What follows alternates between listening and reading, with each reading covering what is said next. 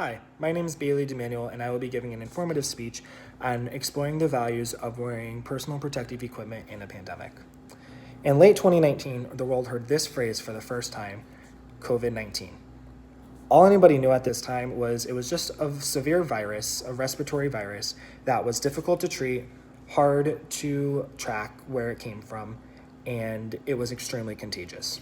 In the later months of 2019, when this first came about in Wuhan, China, it had infected people so rapidly there and spread so fast over the globe that the world was in a state of a pandemic. A pandemic is a disease which is prevalent over a whole country or a globe, and unfortunately, pandemics have been lingering for as long as humans have inhabited this planet.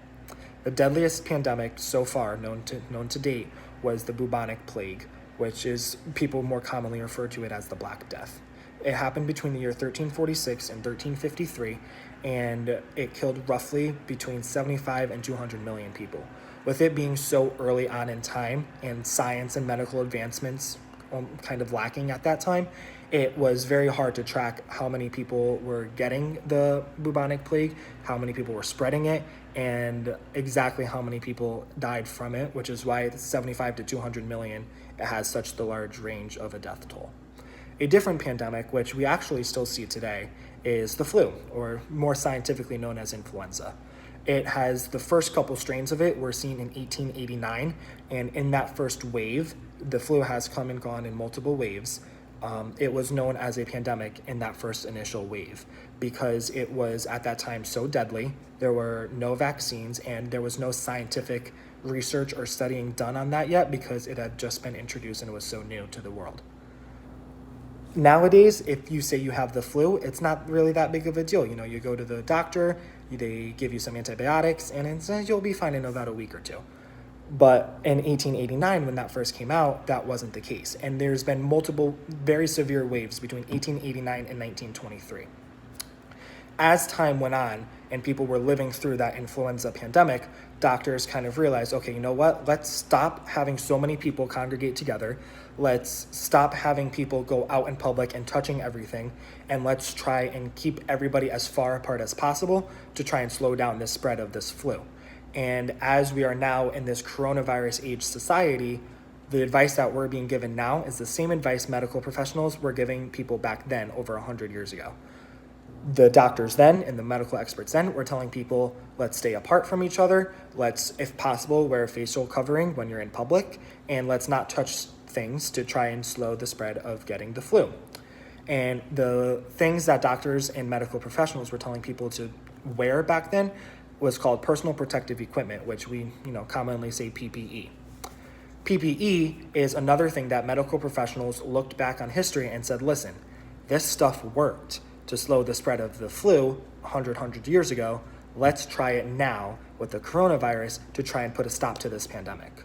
So nowadays, as we're living through this pandemic, it has been a common thing that people wear masks in public.